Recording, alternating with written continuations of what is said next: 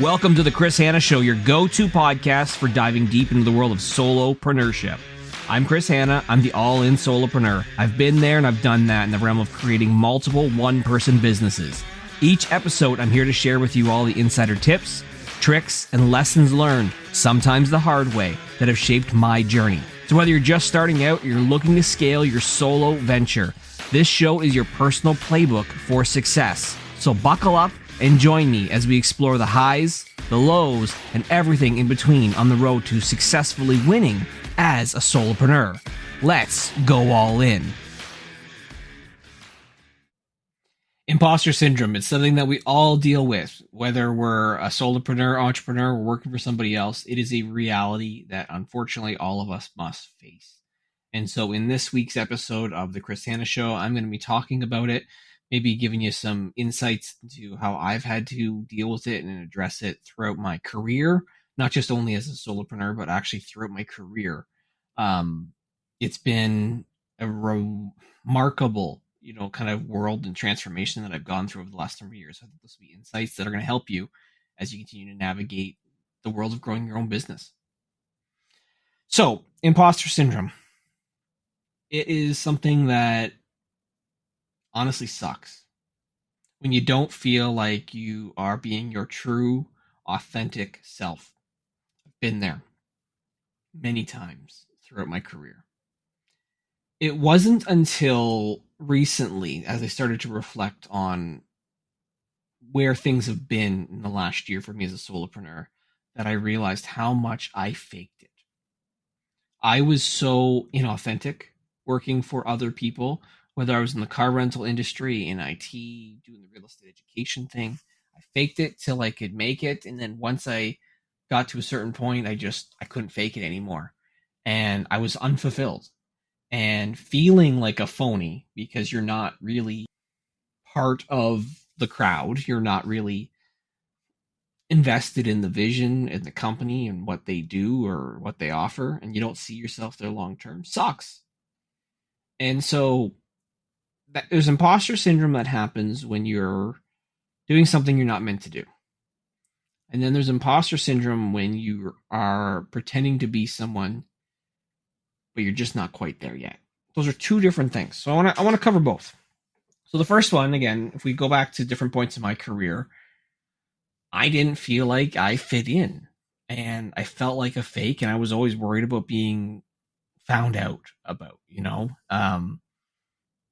if we look at the car rental industry, when I was in that, so like this is 2007 to 2011, I was really good at what I did, but I didn't enjoy it, but I had to pretend that I did. And I think so many people do this, right? They pretend every day that they enjoy the work that they do, or they like the team that they work with. Like I dreaded going to any social situations. I dreaded talking shop. I did it.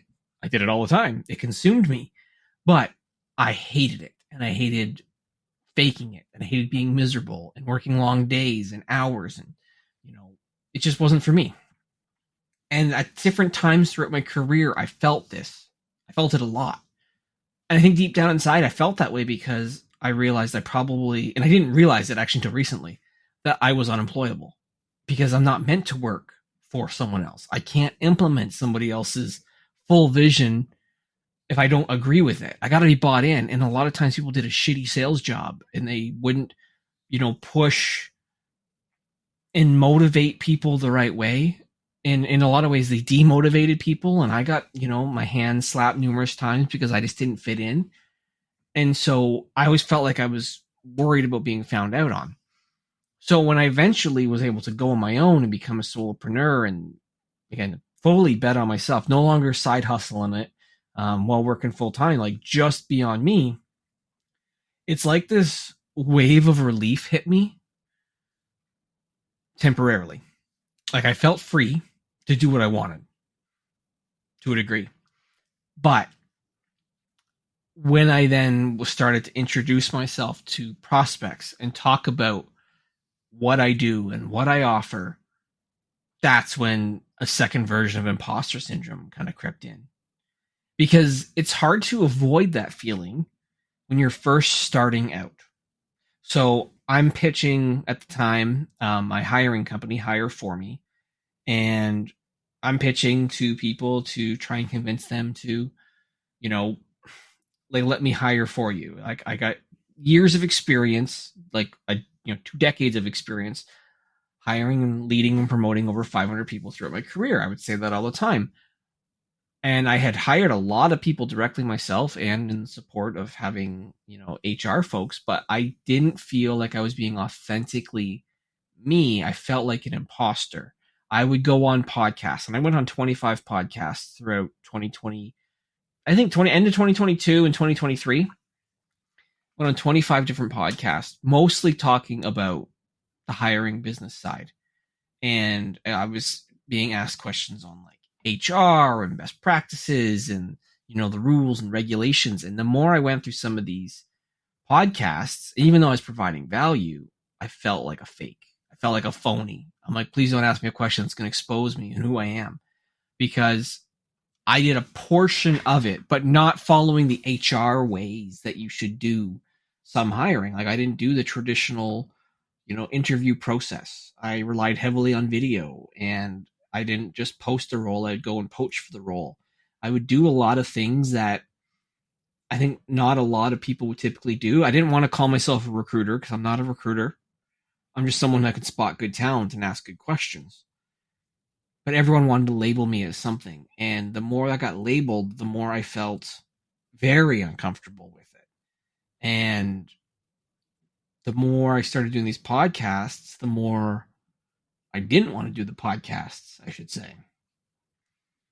And the more I started to reflect on some of the background that I had, I started to realize like people are asking me all these leadership questions, and as much as I can answer it and I can give you lots of experience from what I've done, I don't want to talk about that stuff anymore because I've left it behind. I don't work with a team, but then sometimes pretending that I had a team to try and see if I could close a sale.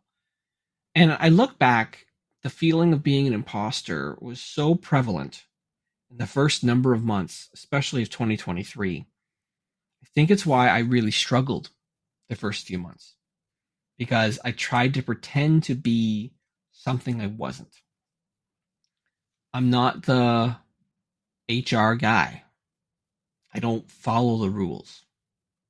If I'm going to go get talent, I was fine with trying to poach and steal it and do whatever we can for the small business owners that I worked with. But then I had people saying, oh, why don't you come and, work with this type of client that'd be more corporate in feel. I'm like, I didn't want to do it. I didn't want anything. I don't want to touch anything that's corporate. I want to work with small business owners and solopreneurs who are looking to scale. And so it just didn't feel like me. So then when I did some freelance work on some video creation stuff, and I started to realize like this feels like me. I'm not a trained marketer. I'm self-taught in everything that I do, but I have got a background in history of batch creating content, starting with blogs and podcasts and obviously videos and other stuff. Thousands and thousands and thousands of pieces of content that I've done, and so much more as a result of working with clients. I could be myself by focusing on all-in content and the video batch creation and scheduling social media, because I'm just basically living it. I wasn't living it when I'm talking through the hiring side. Now, in time, yes, I was, but initially I was not. Right? Like I'm convincing people that they need to hire, and I'm so opposed to the idea of hiring at the time because I just wasn't at the financially, the point in the scale that I needed to do it. And I didn't want to do it because I wanted to be a solopreneur. I was tired of leading people, trying to get people to convinced to actually just do their job. Like it's a fucking pain in the ass trying to chase people down to do their work, but that's what eventually how it felt. I felt that at numerous points throughout my career in the last couple of years. And I say career because I got to stop here for a second. That like career to me is everything I did before becoming a solopreneur. Because then solopreneur onwards an adventure. That's the way I look at it. So in my career, the last couple of years, I was CEO of a real estate education company, and we had different team members and different skill sets and backgrounds. I always felt like I was trying to corral people into doing their job and trying to motivate them, and I didn't want to do it. anymore. And so, especially as I became a solopreneur, I was like, the only person I have to motivate is myself to do the job. I got to get better in certain areas of doing the job, of course, but if it doesn't work out, it's on me. Whereas before, I would take accountability as the CEO or as the leader of a team for the work of others. Whereas this, I'm responsible solely for what I do. And I can do whatever I want without any repercussions. I can yell and scream and bitch and swear or whatever, and it doesn't fucking matter because I am all functions of the business. That to me was important. So becoming a solopreneur allowed me to stop the imposter syndrome that I had before, while also gaining a little bit of an imposter syndrome. Obviously, with you trying to go into this new adventure of being a solopreneur, especially on the video creation side, I felt more like myself because I could just be me. I was authentic. I was just trying to help people. And then as I launched the company, my first number of months were very, very successful in a variety of ways because, again, I was just offering value, being genuine and being myself. It was like business became easier by not faking it anymore.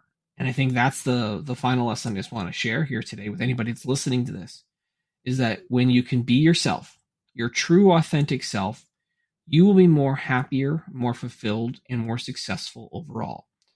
I certainly found that I was when I went all in on being me. And that's why I called the company All In Content, because I was all in on it. I believe in the power of content. I believe in scheduling your content in advance because you've batch created enough videos in advance, being omnipresent and being everywhere, and letting the systems and the tools do a lot of the work for you. I believed in it so much. Therefore, I was successful when I first launched with the company and had multiple months out of the gate where I was making really good money, the most money I've made in my career in some months. And I think it's because of that, just being yourself and not being an imposter anymore. So if you don't want to be an imposter, find something you love, find something you do better than anyone else, go all in on that. Don't try and fake it till you make it. Just be the best version of yourself, doing the best you possibly can with quality and integrity, and you will win. All right, that's it for this week's episode of the Chris Hanna Show. Thank you for joining. If you've got comments, you've got questions, please leave them. If you can, leave us a review as well. That certainly helps us out. We'd love to know how we can improve and continue to offer value to anyone who's listening. If you're looking for one-on-one personalized coaching and support, of course, you can always connect with me. I've got virtual coaching that's available again at allincontent.ca. Check it out. Love to connect with you one-on-one and try and help you. And if you're ready to batch create enough content to set yourself up for months, you know what to do. allincontent.ca. Have a good one, everyone.